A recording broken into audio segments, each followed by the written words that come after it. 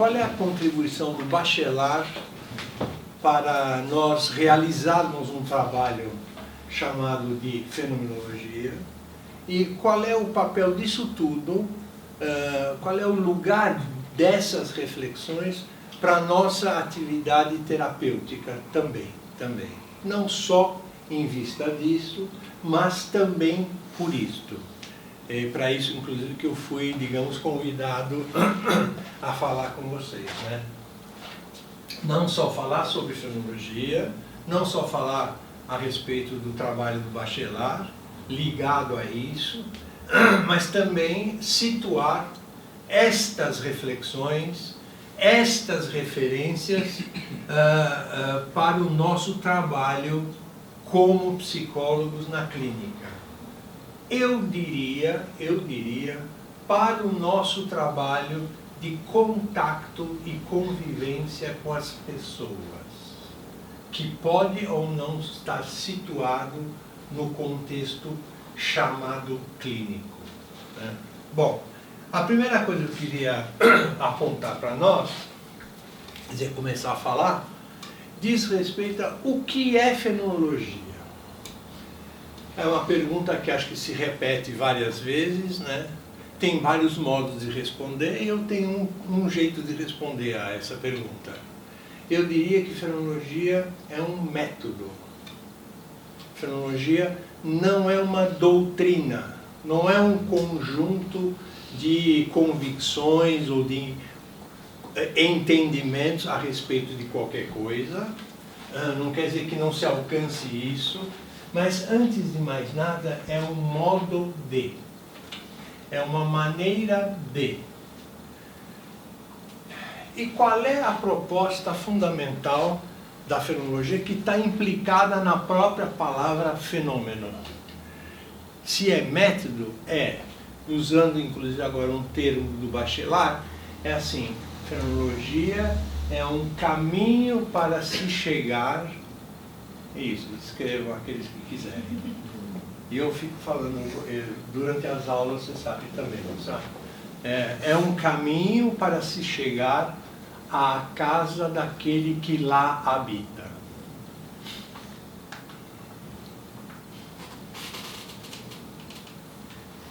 Essa terminologia que eu estou usando é uma terminologia tipicamente bachelardiana, mas também não deixa de ser um modo de falar, embora não com os mesmos termos, do Heidegger. O Heidegger, com licença, Sr. Martins, também diria as mesmas coisas, né?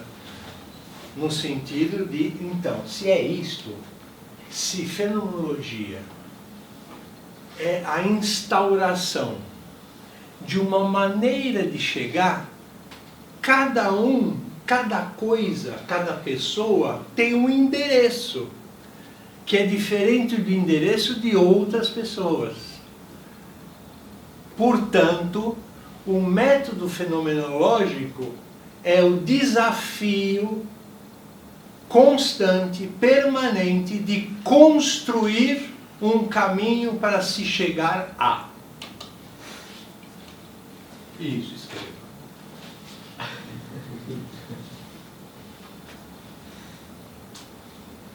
Não há um caminho genérico.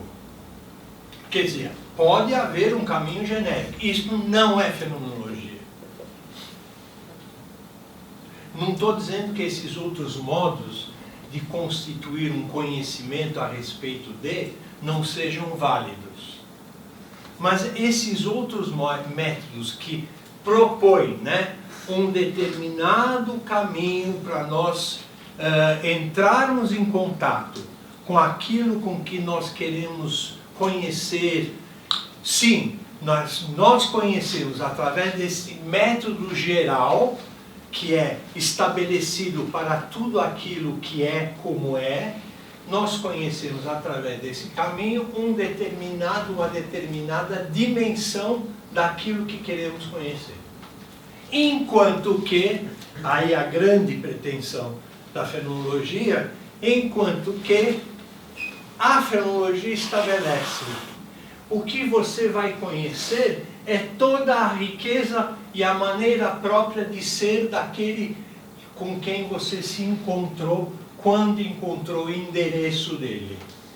É, usando uma terminologia do Bachelard, é quando você entra em contato com a intimidade dele.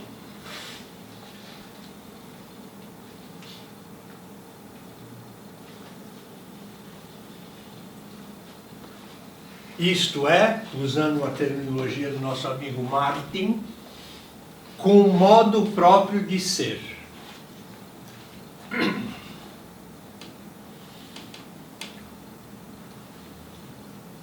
Nesse sentido, é fantástico a nossa coragem de nos abrirmos para uma outra pessoa e falarmos: eu entrego a minha intimidade a você. Eu acho que isso dá um cagaço fundamental em todos nós, porque é entregar aquilo que, desde o início do nosso poder ser, se estabeleceu, muitas vezes se fortaleceu, é entregar e dividir com uma outra pessoa, seja ela quem for, né? O partilhamento, o compartilhamento das nossas decisões, dos nossos segredos, das nossas vergonhas, né? Das nossas maravilhas também, mas principalmente das nossas limitações, né? Com isso, também já vou dizendo que nós sermos aquele que vai se aproximar de uma outra pessoa, ou pelo menos a pessoa vem ao nosso encontro e fala: eu gostaria, vamos falar assim uma terminologia bem simples, eu gostaria de me conhecer melhor. Que chega ao consultório com esse tipo de proposta, né? É mais ou menos a mesma coisa. Mais ou menos não, é a mesma coisa. Ela quer viver conosco uma possibilidade de abertura do modo mais próprio dela ser, muitas vezes um modo próprio que ela mesma desconhece, que ela vai, a partir do contato dela com a outra pessoa, esses modos vão se mostrando, e é essa experiência de partilhamento com alguém da nossa própria maneira de ser é que constitui o trabalho clínico. Qual é o objetivo? Nada mais. Nada mais. É o partilhamento. Mas aí como é que é? Eu respondo assim: nós não somos oficina de conserto de automóveis. Nós não estamos aqui para trabalhar, para trocar peças defeituosas e colocar. Esse trabalho é ótimo, feito com automóveis, no caso, né? Mas, como pessoas, esse trabalho mesmo de viver um progressivo aprofundamento da nossa maneira de estar no mundo com outra pessoa, faz com que isto provoque uma cura. E cura aí quer dizer alcançar a melhor configuração possível das minhas possibilidades de ser. É a mesma coisa que queijo. Queijo curado é isso. Você pega um queijo fresco de Minas, deixa ele com o tempo amadurecer até que ele vira um queijo curado, que é uma delícia. Vocês conhecem, né? Todos conhecem queijo curado. É um queijo mais ou menos parecido com queijo prato, mas não é. Também a atividade nossa, enquanto nós psicólogos, no caso, é fazer com que a pessoa vá se apropriando, se percebendo no que ela não pode se apropriar de si mesma, sabe? É começar ela a amar a si mesma, aceitá-la como ela pode ser. Isto é a cura. A palavra cura, no seu sentido mais original, quer dizer isto. ela tem tomado outros sentidos, eu sei, nós todos vivemos numa cultura que cura tem outro sentido, né? Que é assim, como nós podemos eliminar isto que me incomoda. Cura quer dizer isso, né? E cura, nesse sentido fenomenológico, está querendo nos dizer assim, como eu posso me integrar ou não com isto que aparece como sendo eu mesmo e que eu desconhecia. Vocês viram quando eu falo isso, tem muita parecência com psicanálise, não tem? E tem, é para ter. A psicanálise não falou bosta. Ela tem um trabalho importantíssimo. Outro dia eu soube de uma coisa que eu fiquei, Alice, boquiaberto. Não sei se você sabia disso. O Lacan foi um documentário naquele canal Curta ou Arte 1. Sabem esses canais aí abertos? Abertos não, fechados. Sobre o Lacan. E lá falaram que o que ele mais curtia, sabe o que era? É ficar assim com a outra pessoa, procurando escutar o que a pessoa tem para apresentar, para conversar, para falar. Não vinha com uma teoria, ele pegava as teorias que ele conhecia muito bem e jogava no lixo. Isto é pura fenomenologia. Então, a partir de hoje, quer dizer, a partir do documentário, opa, Lacan não é mais aquele conjunto de punhetas, não. Ele é, sabe o que é punheta, né?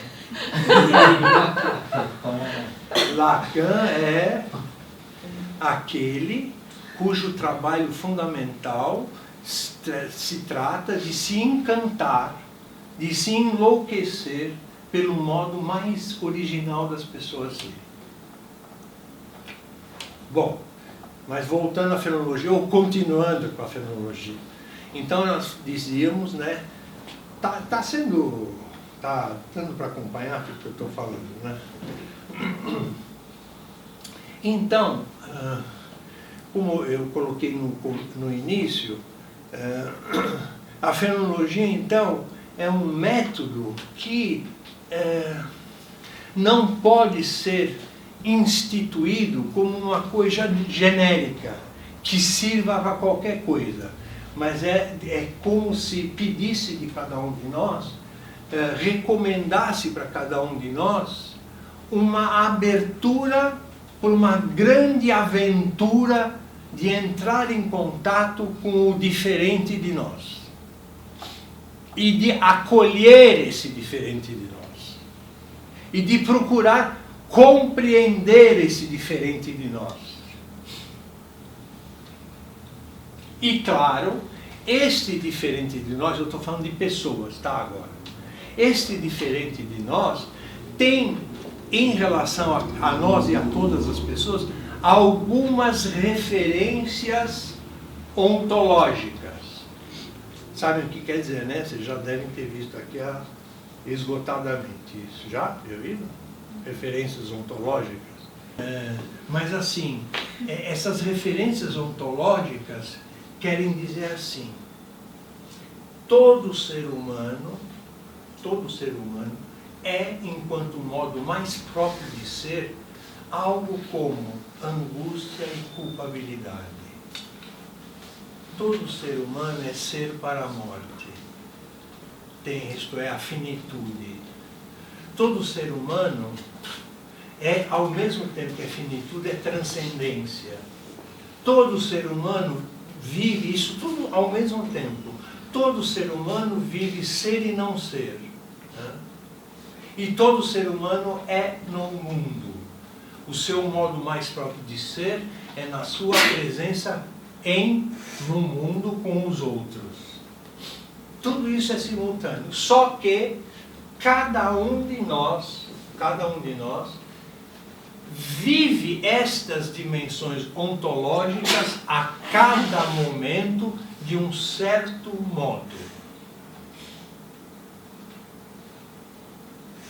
E o nosso trabalho no caso, voltando a ser psicólogos, né, tendo essas referências ontológicas, é procurar compreender qual é o modo desta pessoa viver essas dimensões.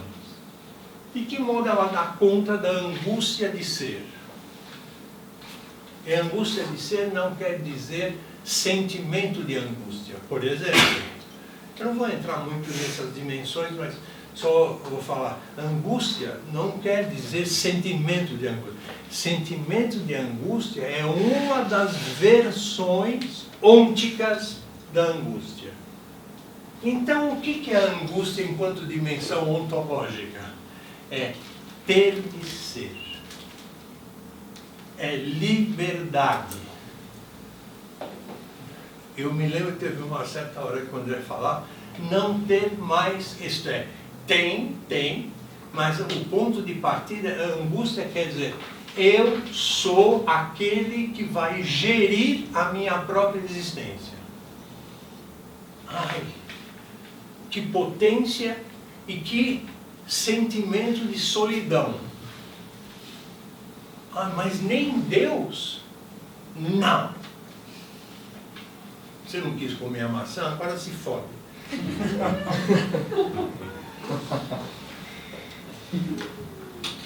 Você quis, não quis? É a história legal essa, né, da maçã. Porque é uma maneira de contar, né, o que quer dizer estar no mundo como ser humano, né? É ter topado, mesmo que de uma forma de desobediência, ter topado gerir a própria vida. E Deus fala, então, tá aí, você é que vai conduzir as suas possibilidades de ser. Embora o André tenha falado, mas e o sagrado, né? Isso é verdade. O sagrado é a dimensão que nos acompanha como inspiração do sentido da nossa existência. Bom, uma outra consequência da metodologia fenomenológica, então, é de que ser fenomenólogo é estar desafiado o tempo todo para começar uma nova aventura. Mas é aventura mesmo. É mergulhar e não saber muito bem o que vai encontrar. Mas muitas vezes, tal como na natação, né? Nós quando mergulhamos, milagrosamente, o mergulhar faz com que nós vivamos muitas vezes de uma maneira espantosa para nós mesmos, que eu batendo as pernas e os braços, eu fico na superfície e consigo evoluir, né? É meio isso, mas isso está querendo dizer que fazer fenomenologia é viver o instante, aquele instante que nós nos lançamos na originalidade própria daquele instante. Não é para repetir.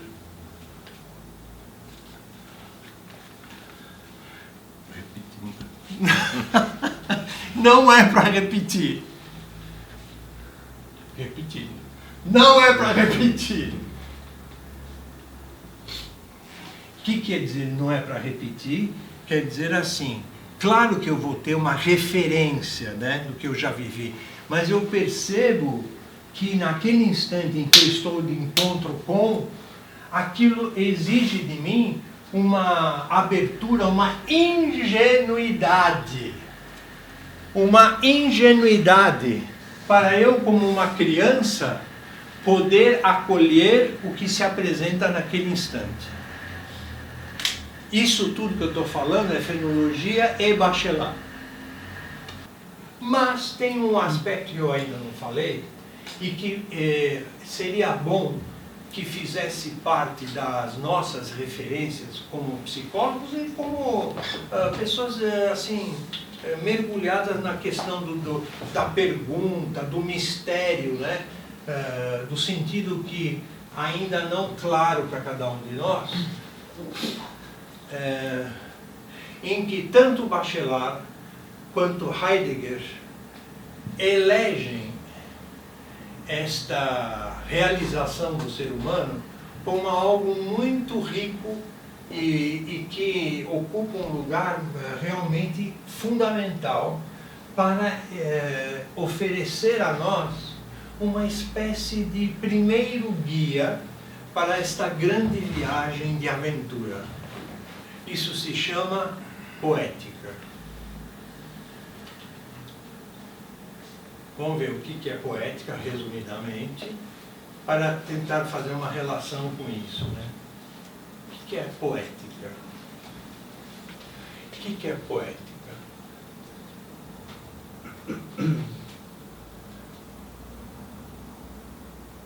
Nossa, se a resposta for esse silêncio, isto é poética. Interessante. Muito interessante.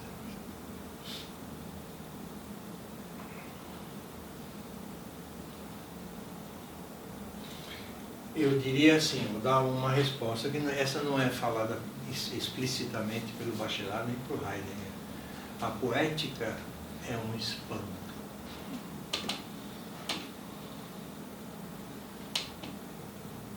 É o olho aberto, vendo, que o filósofo vive o tempo todo. Vê, ou procura ver. É uma criança cuja pergunta que acompanha o filósofo, e todos nós na dimensão filosófica nossa, né?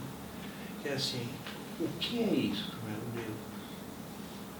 Por isso que a ontologia é a procura da resposta a essa pergunta que habita em nós. O que é isso? O que é isso? Isto que está à minha frente. Isto para o qual eu me dirigi e não tenho uma clareza do sentido de ser. Mas isso também está dizendo, nós, seres humanos, temos uma peculiaridade de ser, que é estarmos abertos a tudo aquilo que não é nós mesmos. Isso é só de um neguinho chamado ser humano, que os caras mais sofisticados chamam de Dasein.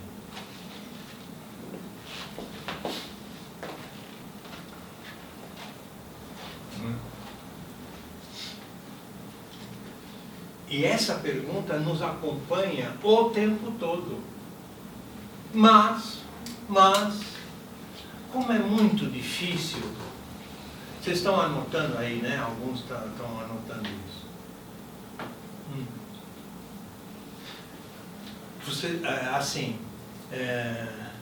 Essa questão, ela é muito própria nossa, de ser um modo mais próprio de nós habitarmos, estarmos aqui. Esse livro, que é um tesão, vale muito mais do que uma coleção de pornografia. Tem um capítulo aqui que se chama Construir, Habitar, Pensar. Já ouviram falar desse livro? Leiam, releiam, não sei. Esse livro do Heidegger é fantástico, né?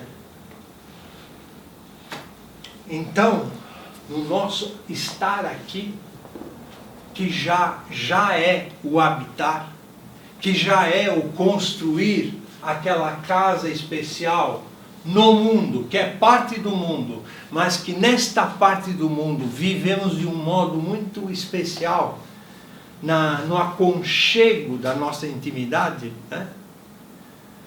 Esta presença nossa, ela muitas vezes, e ela é na maior parte do tempo, interrogadora a respeito da nossa presença na vida. O que eu estou fazendo da minha vida? Eu não sou jabuticaba. Jabuticaba é miseravelmente feliz, porque ela não consegue ser diferente de ser jabuticaba. Ela já está destinada à perfeição de ser jabuticaba. E nós não. Nós estamos para ser. sendo. Tudo isso é terminologia que vocês conhecem, né? E neste estar sendo, estar presente no mundo deste modo, nos é muito, como eu falei anteriormente, muito agora enquanto sentimento de angústia. É eu que vou ter que dar conta das direções, dos gestos meus na vida. É eu. Feito isso, dado isto, no qual eu já estou no mundo, para além da minha determinação. A minha determinação é de que eu sou indeterminado, né? Aí o que eu faço? O que eu faço? Está se fazendo atualmente, papapi, papapó. Está se usando atualmente, papapi, papapó. Todo mundo faz papapi, papapó. Não é assim? E vou empurrando com a barriga aquilo que em nenhum momento pode escapar de mim, que é eu ser aquele que vai procurar viver, não quer dizer ser bem-sucedido, mas procurar viver a sua busca de si mesmo no mundo. O sentido de ser você mesmo no mundo. Isso você tem que escrever, não fica me olhando.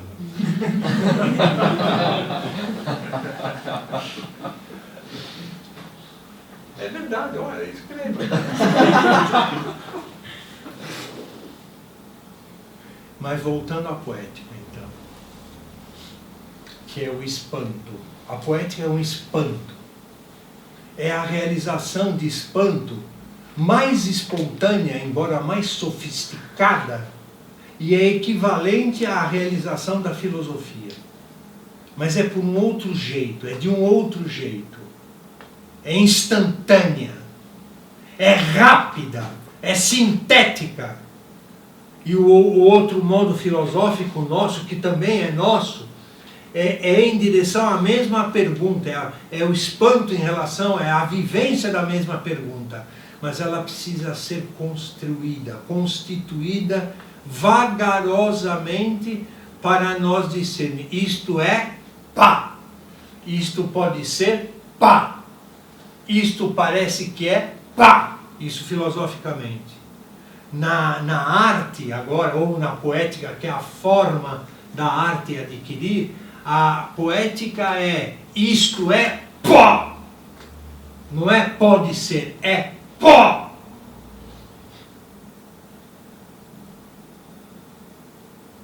Que é o modo que o seu olhar ingênuo olha para aquilo e escreve. Sabe? Escreve. Alguma coisa do que você viu. Isso é uma poética. Ou que você, ao viver, né, um instante seu, que é não fazendo nada, isso é importante, os poetas não fazem nada. Como diz Manuel de Barros, o que faz o poeta? Picas! Ele falou isso, mas o cara do livro falou, não põe picas, é feio. Põe nada, é mais sofisticado. Bom, mas ele me contou que ele falou picas.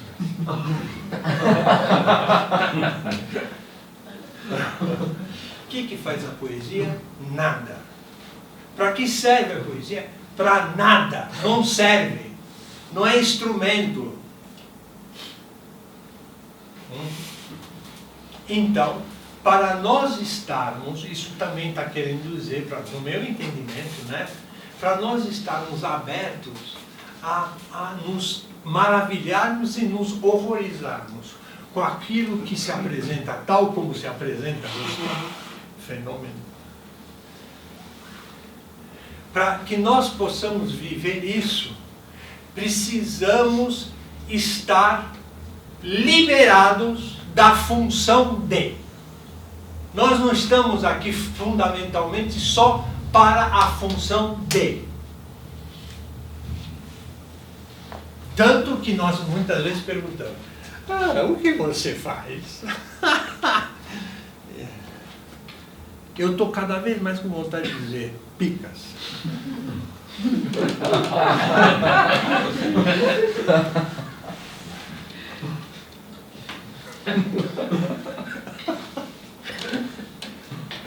Que é a forma mais fiel, né? Você que está dizendo. Mas é picas.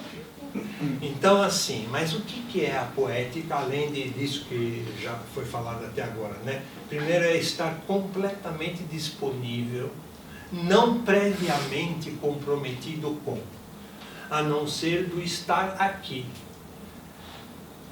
com a sua sensibilidade totalmente aberta, sem uma finalidade previamente estabelecida, e volto a dizer, se maravilhar ou se horrorizar com aquilo com que chega até ele. Isso se chama, segundo Bachelard, isso agora vocês têm que escrever, chama-se devaneio. Devaneio poético. Que é ser impactado, né? Aquilo que eu falei agora, né? Ser impactado e se deixar levar por desdobramentos de sentido e de possibilidades de ser daquilo que me impactou. O que aquilo que me impactou mostra de si mesmo? Fenômeno. Escreva, fenômeno.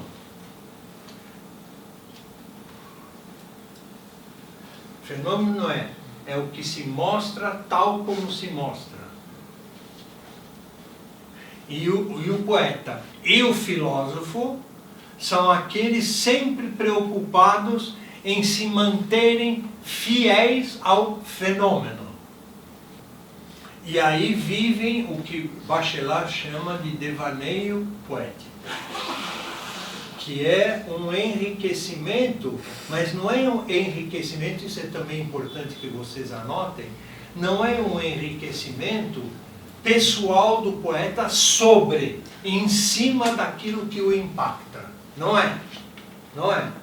O devaneio é manter-se o mais aberto para ir acompanhando a possibilidade de ser daquilo que impacta ele. Tá? Não é adicionar qualidades que ele quer oferecer.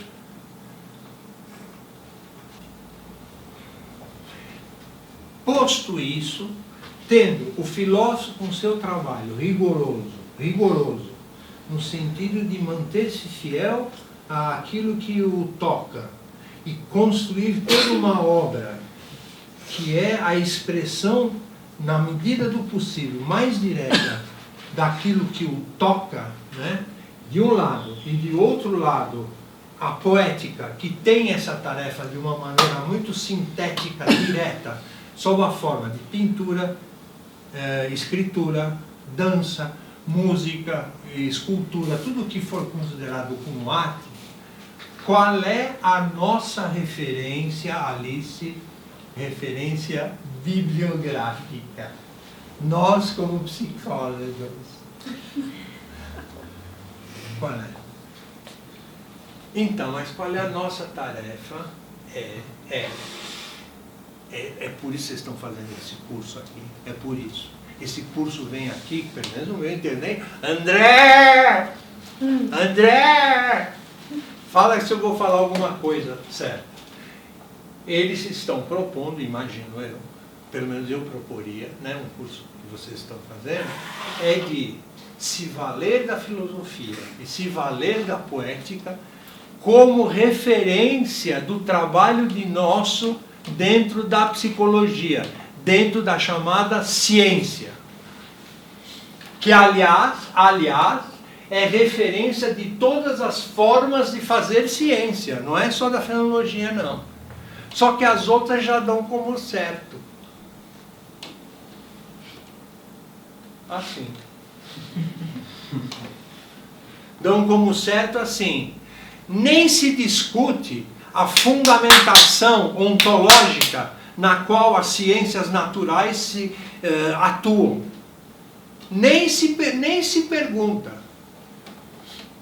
Claro, como diria o Heidegger, claro, se fazer ciência é proferir o verbo poder ser na forma do não, acabou a minha angústia.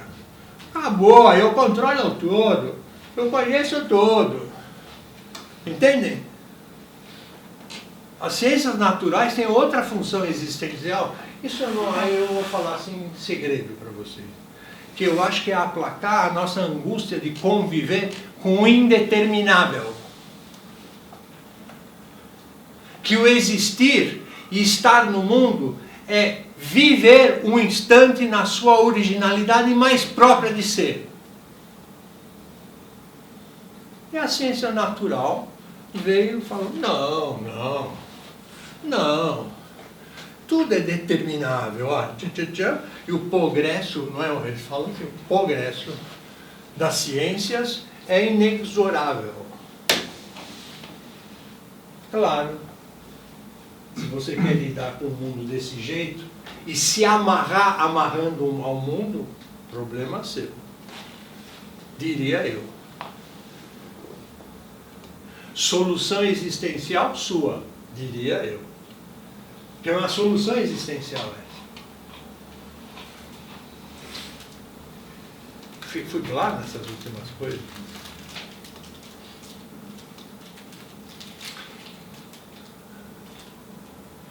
Assim, eu quero ressaltar novamente para nós que a nossa bibliografia, a nossa referência para que nós possamos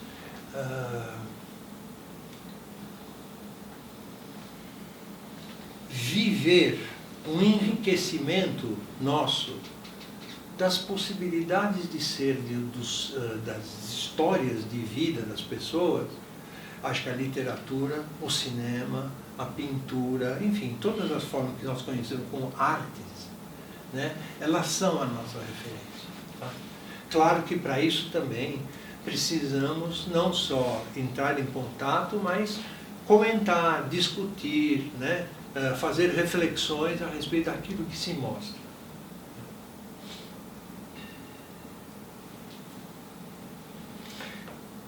Eu, na última aula do pessoal da PUC, nessa última aula que falava sobre a dimensão da transcendência, né, como uma dimensão própria do ser humano, o ser humano não é que tem transcendência, ele é transcendência.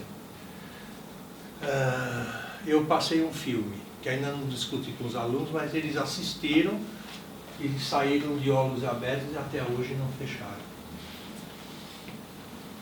Que chama Leolo. Já ouviu falar desse filme?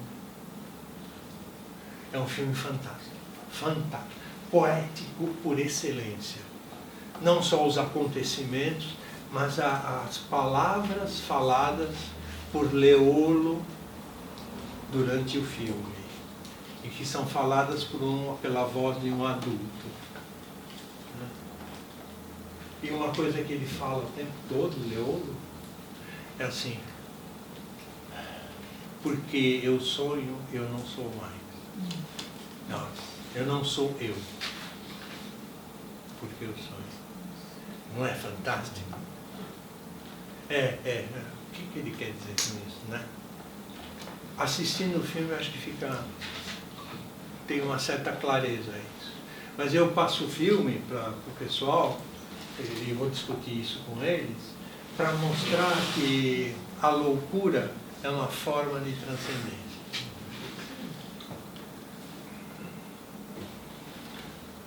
Não vou falar mais nada, vocês assistam o filme e vejam de que forma essa transcendência enquanto loucura se deu com o Leolo. Belíssimo, belíssimo.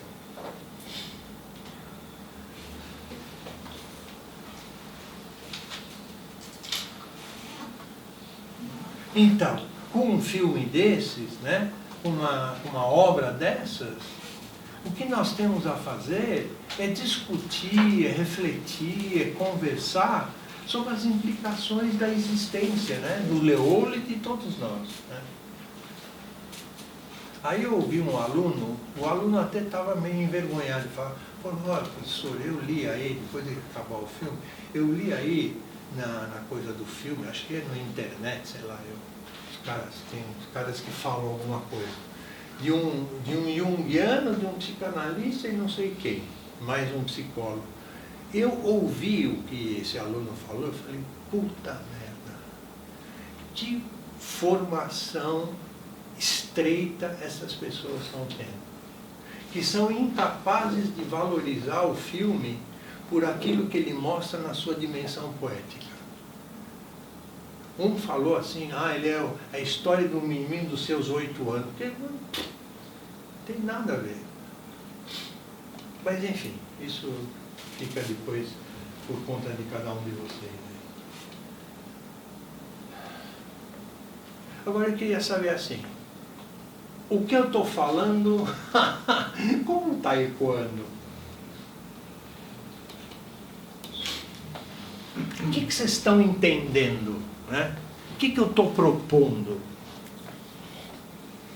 O que eu estou propondo, Aleluia?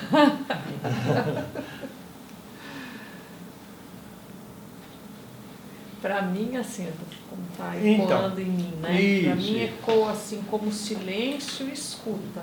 Ótimo, ótimo, perfeito. Assim, eu acho que é uma das dimensões fundamentais do nosso trabalho, silêncio e escuta. Que para mim eu diria assim, que indica um respeito e um acolhimento daquilo que está sendo mostrado, falado pela outra pessoa, ou mostrado pela outra pessoa. Uma atenção, né? Isso, uma atenção, perfeito.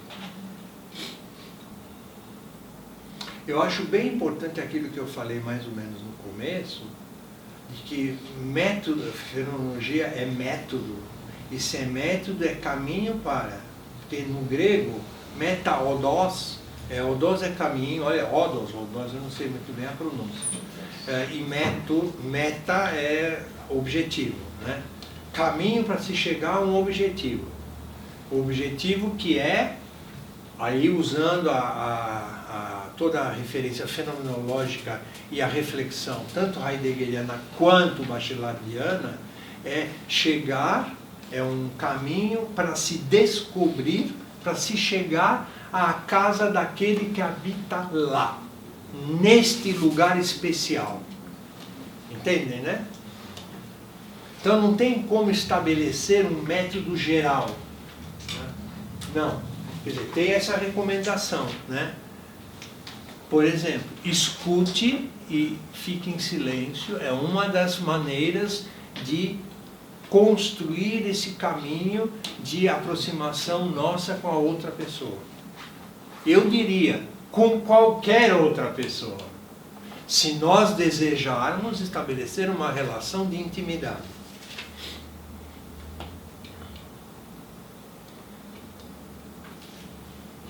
Isso eu acho que fundamental. Então como eu vou aprender? Você não vai aprender no sentido de fazer, de tomar, né? 1 eu olho, 2 eu ando, 3 eu faço, nada disso, não é nada disso.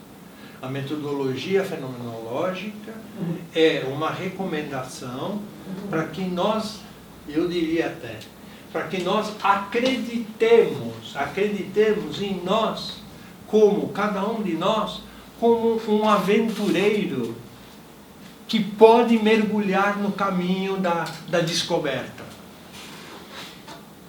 Que também tem um sentido heideggeriano, você sabe, desvelar, descobrir é desvelar.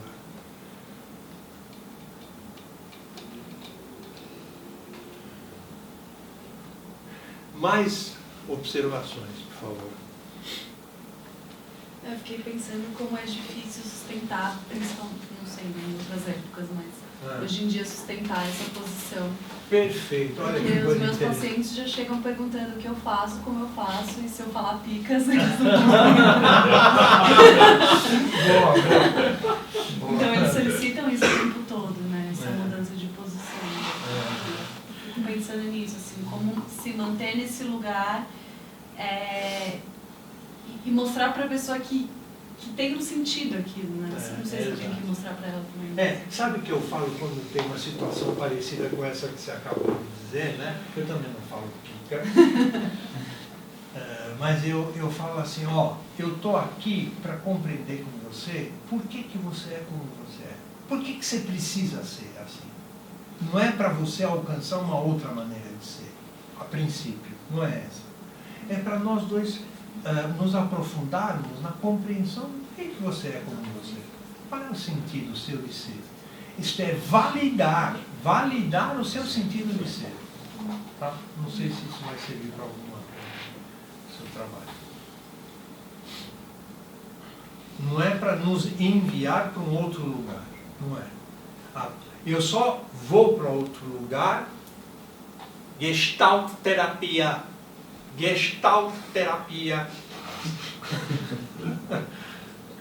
Eu só vou para outro lugar se sei onde eu estou.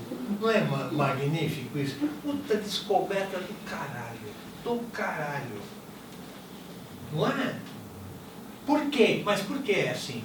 Quando eu sei onde eu estou, eu me localizo. E automaticamente, espontaneamente, eu localizo os outros lugares. E enxergo um lugar para onde que me convida. Né? E que eu vou. É fantástico isso.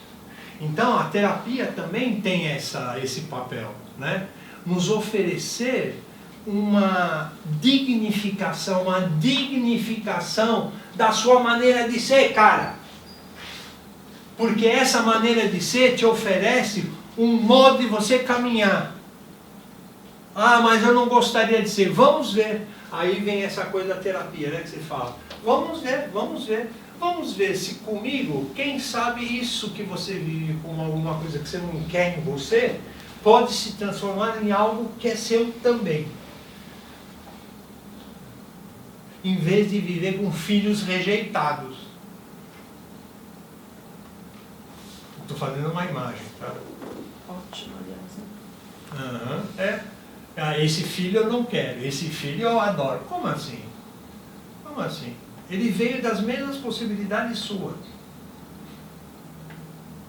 Não é?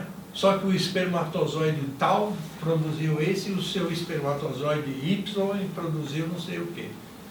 Né? É assim mesmo. Essa é mais uma das coisas, né?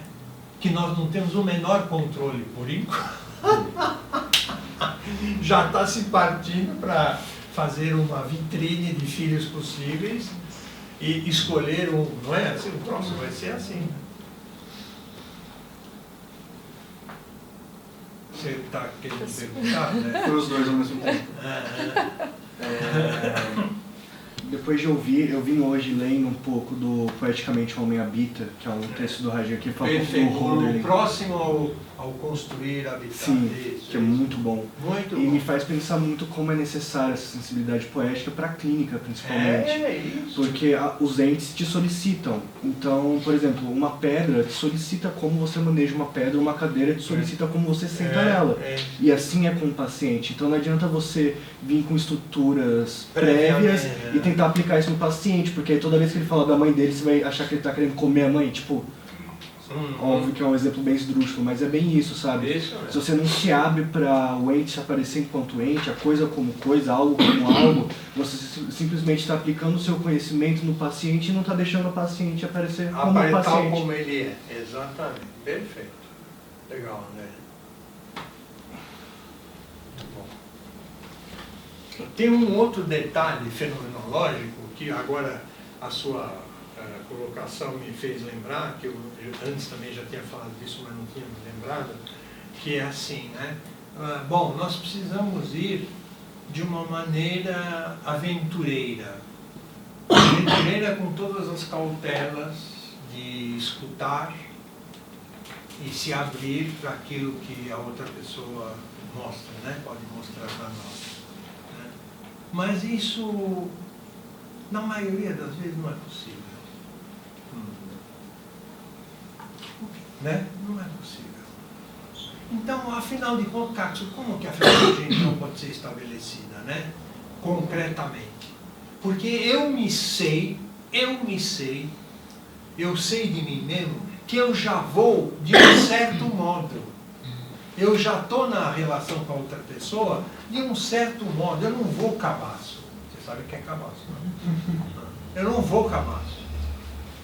Então, qual é, digamos, a salvação do método fenomenológico, levando em conta isso que você trouxe, né? A salvação é eu perceber, começar a perceber, qual é o modo com o qual eu estou me colocando na relação com a outra pessoa. Qual é o modo inicial com o qual eu escuto, eu acolho, eu significo o que ele levanta. Ah, mas e aí? Eu constato e consigo fazer com que o sentido do que eu percebo no outro esteja baseado na minha maneira de olhar para ele, né? E, portanto, quando eu percebo que a minha maneira de olhar não é o olhar, mas é uma maneira de olhar, eu estou me abrindo para uma outra possibilidade, que exige de mim, agora não é do paciente, exige de mim puta de um trabalho que não sei se vai se resolver numa sessão, vai se resolver durante a minha vida, que é o de procurar me abrir para outras possibilidades de eu estar presente. Então tem também o nosso trabalho conosco mesmos, né?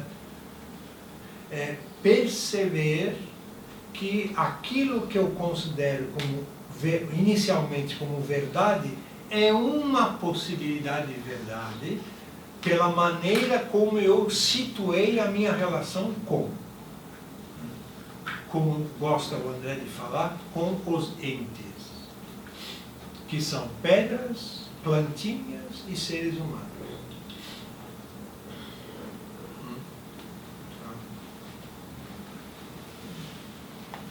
E como insistiu Gadamer, achei genial essa sua colocação, que não é possível nós estarmos em relação com, a não ser de um certo modo.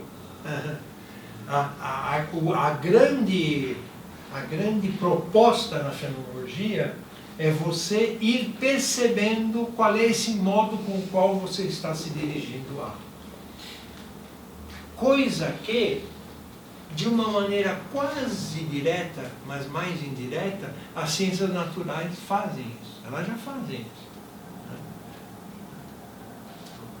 Só que não se discute isso, né? Se adota isso como única possibilidade de uma relação objetiva com.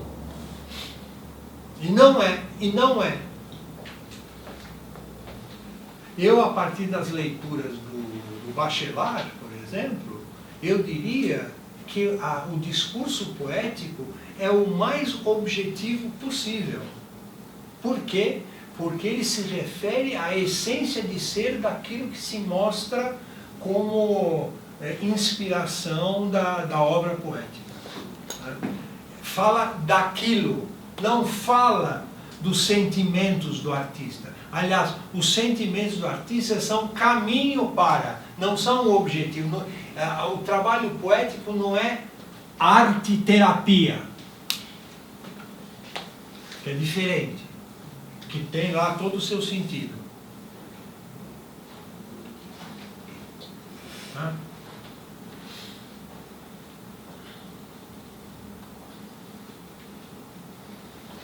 Bom, então, agora eu vou rir, espero que vocês riam também, não fiquem me olhando com cara torta. Eu já não sei mais o que falar.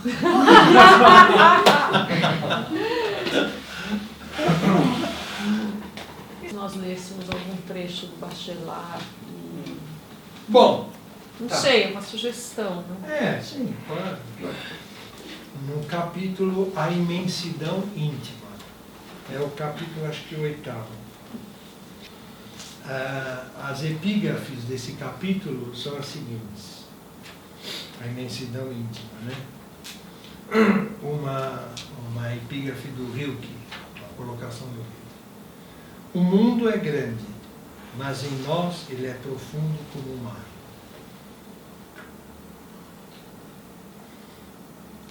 Outro de Jules Vallée, A Criança, a obra A Criança.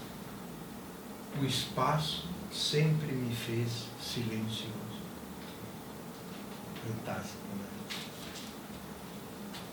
Quer dizer, olha, eu vejo a cara de vocês, né? Alguns não. Todos. Né? Isso quer dizer o quê, né? Para cada um de nós, as diferentes obras ecoam de um certo modo num dado momento. Né? Mas toda obra, para o ser humano, ela diz respeito a ele. Toda.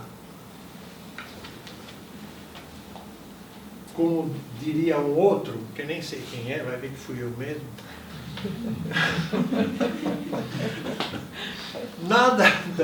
Nada do que é o do homem me é estranho. Acho que tem alguém aí que já falou isso. Antes de você. Antes de mim. Eu acho que isso é uma colocação muito fundamental. Então, a propósito de eu ter lido essas epígrafes, está querendo dizer que acho que o eco é diferente em diferentes momentos de cada um de nós, né?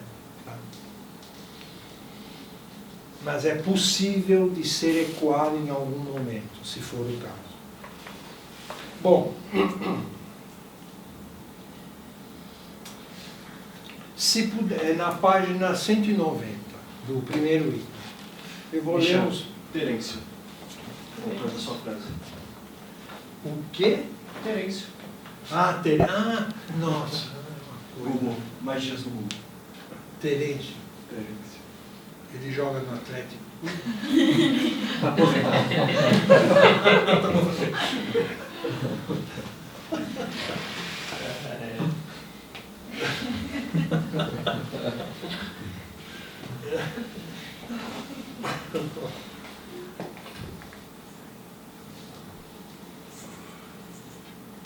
E o devaneio poderíamos dizer, contemplação primordial. Se pudéssemos analisar as impressões de imensidão, as imagens da imensidão, ou o que a imensidade traz a uma imagem, logo entraríamos numa região da mais pura fenomenologia. Uma fenomenologia sem fenômeno. Ou, para falar menos paradoxalmente, uma fenomenologia que não precisa esperar que os fenômenos da imaginação se constituam e se estabilizem em imagens completas para conhecer o fluxo de produção das imagens. Em outras palavras, como o imenso não é um objeto, como o imenso não é um objeto.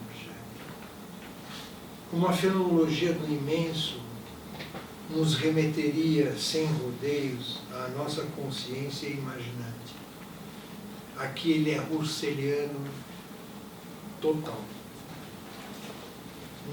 Na análise das imagens da imensidão, construiríamos em nós o ser puro da imaginação pura. Ficaria então claro que as obras de arte são os subprodutos desse existencialismo de ser imaginante. Nesse caminho do devaneio de imensidão, o verdadeiro produto é a consciência dessa ampliação.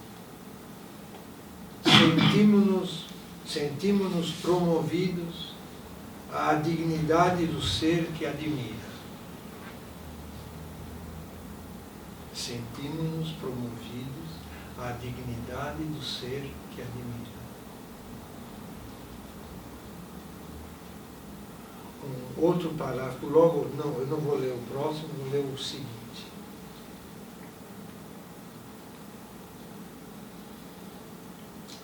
A imensidão está em nós, está ligada a uma espécie de expansão de ser que a vida refreia, que a prudência detém, mas que retorna na solidão.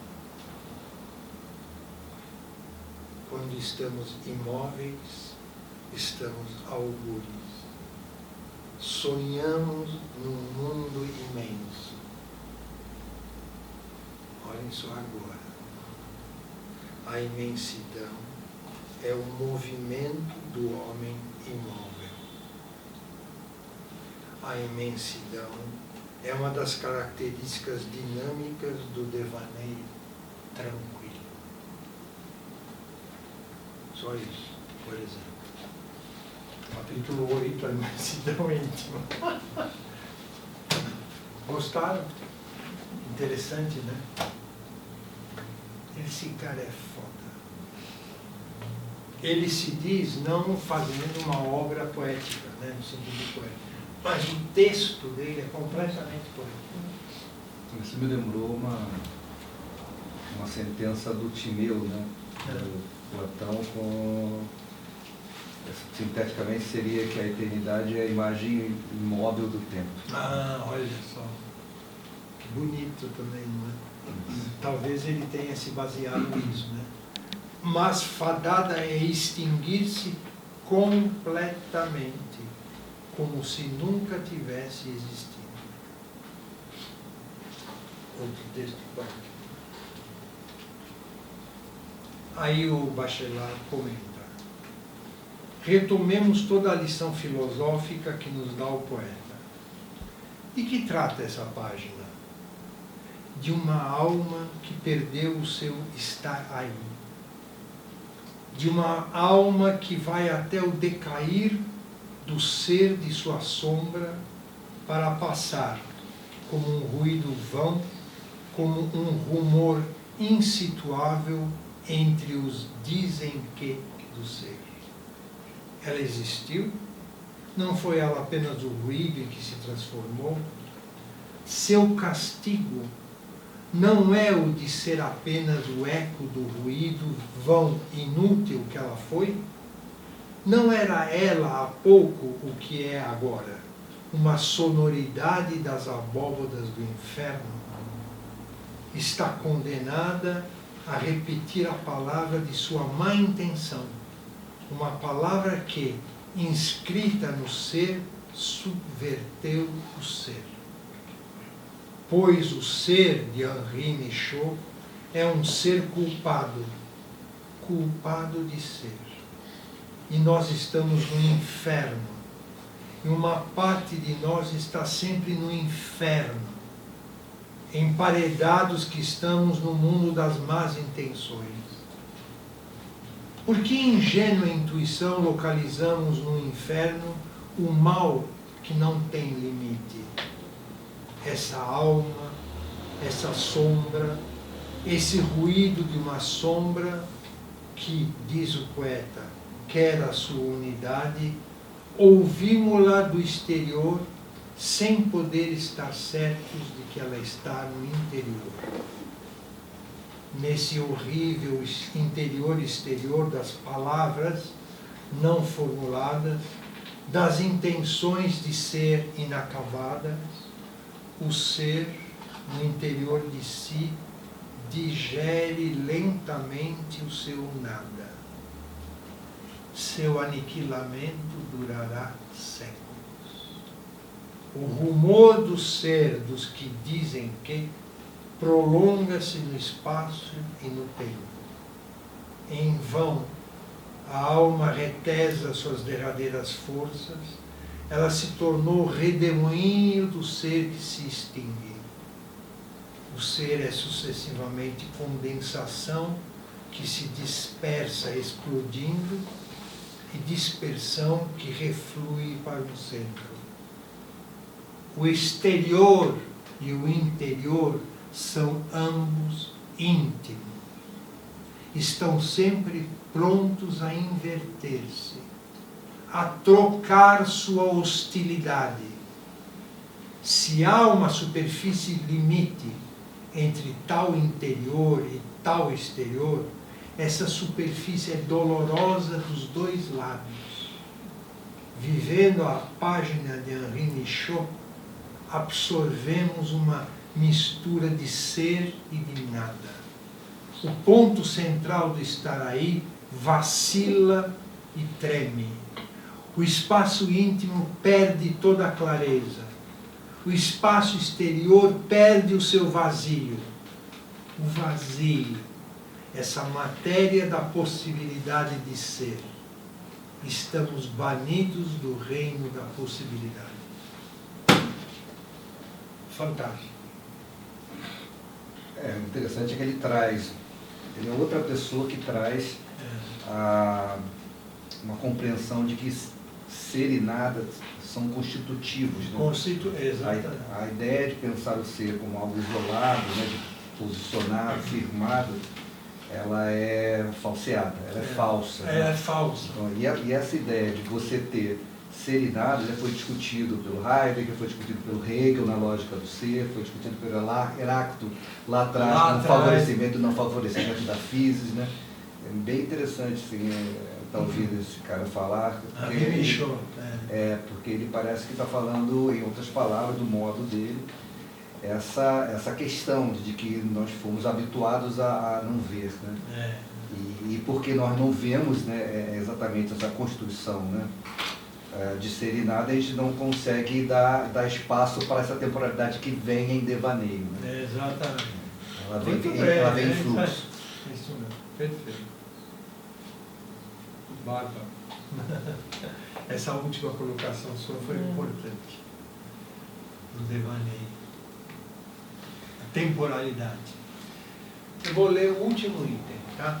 Do livro. Item 5. A fenomenologia do redondo.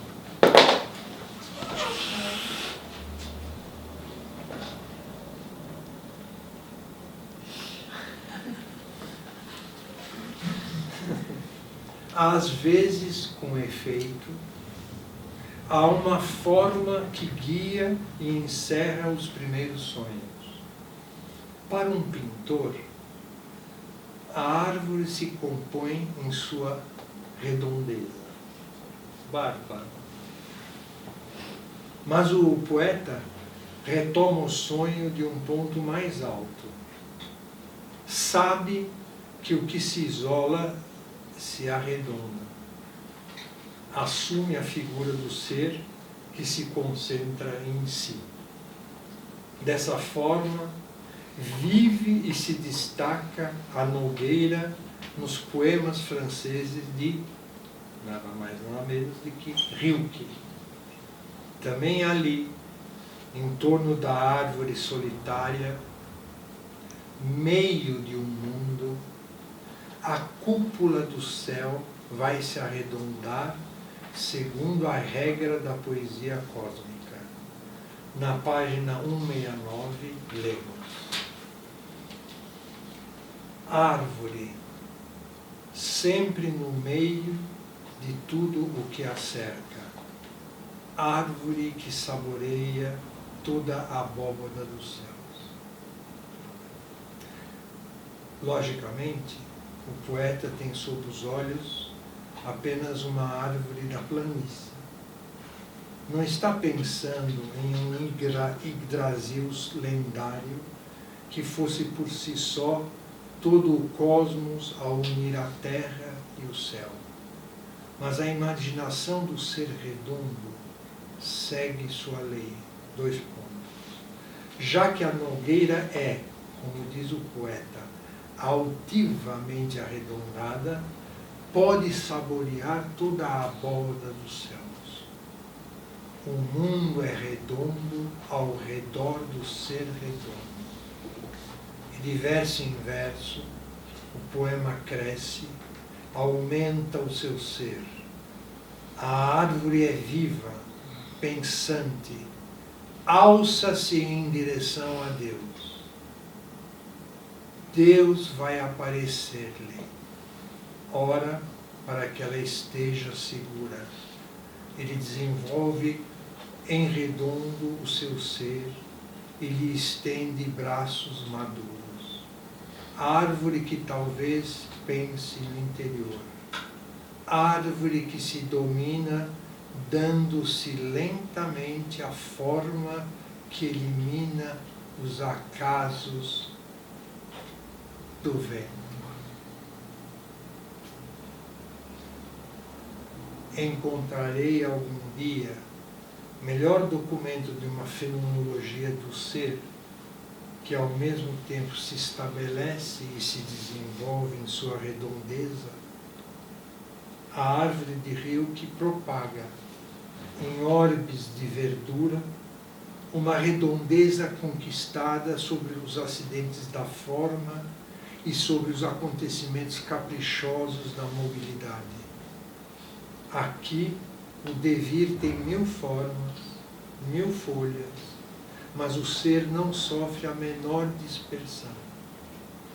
Se eu pudesse reunir numa vasta coleção todas as imagens do ser, todas as imagens múltiplas, cambiantes, que apesar disso ilustram a permanência do ser, a árvore rilkeniana haveria de abrir um grande capítulo no meu álbum de metafísica concreta.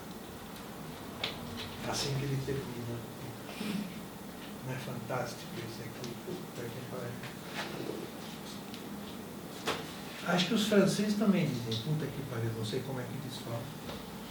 Mas para palavras dessa ordem, isso quer dizer a redondeza, né? Que quer dizer que indica uma possibilidade de pertencimento ao todo, aos céus, a Deus.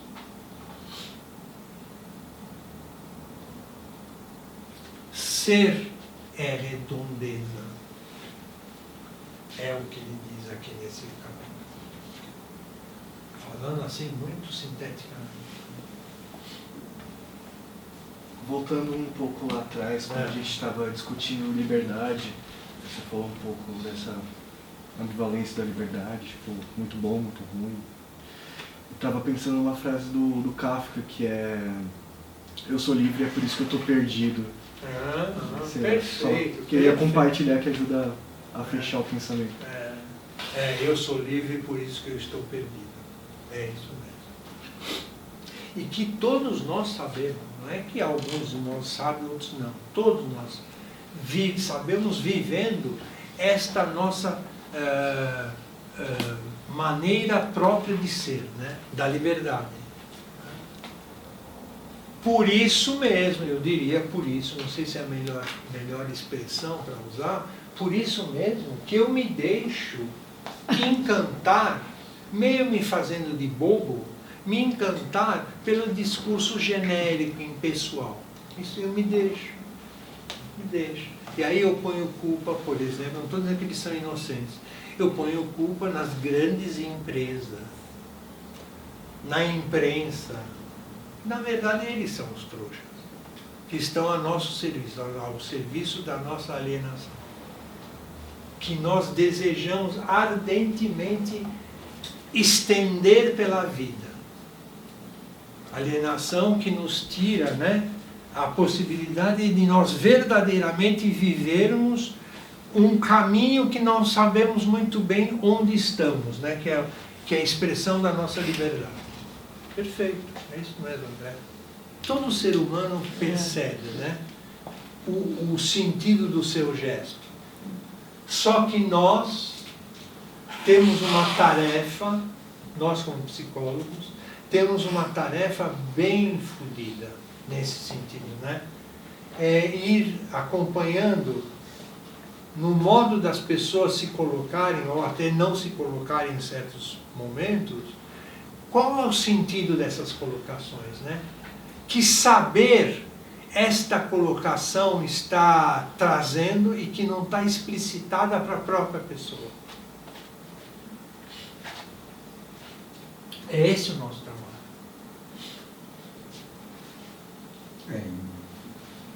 Na maioria das vezes também ela está não percebida por nós mesmos. Né? Por nós, claro. Porque no encontro, assim, a ideia de quando algo surge, né, você tende, né, de alguma maneira, eu tendo a atribuir aquilo que surge conceitos, né? Questões pré-determinadas. Né? Se eu não tenho capacidade de suspender os conceitos, quaisquer que sejam, né?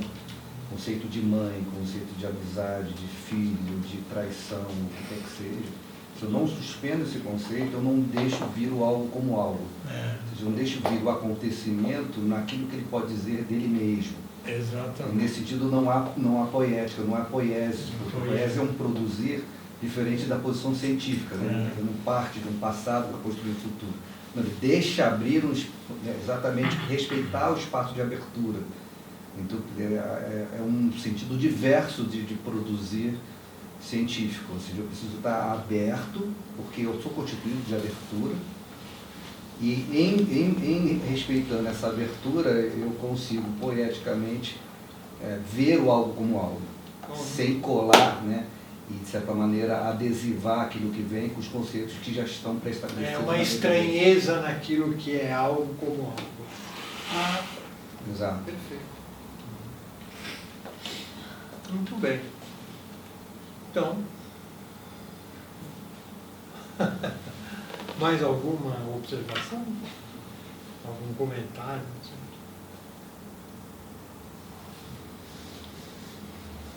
Eu acho assim, quer dizer, eu me vali um pouco mesmo, né, com toda a importância e o peso do trabalho dele, só um pouquinho do Bachelard, para trazer para nós, meio que para mostrar que ele também tem uma relação direta com o saber, um saber que é diferente desse outro saber com que nós estamos em contato muito frequentemente, né? E que pode nos ajudar a enriquecer esse nosso trabalho, que sempre é um trabalho inédito. Né? Assim como o da filosofia, como rigor, é se referir ao já conhecido, mas realizar uma reflexão que reinaugura um saber, também nós psicólogos temos essa obrigação na existência, isto é, com as pessoas. Tá? E é isso que quer dizer fenomenologia. E é isso que nós todos aqui estamos, digamos assim, né? Eu acho que nós todos aqui, quer dizer, quem é professor e quem não é professor, não tem uma diferença de status. Eu só estou aqui, sabe, chamando a nós para aquilo que já está em nós de alguma maneira em cada um de vocês. Já está aí. E que vocês toparam, especificamente vocês toparam. Eu quero ser cutucado. Eu quero ser levado a perceber aquilo que já me pertence.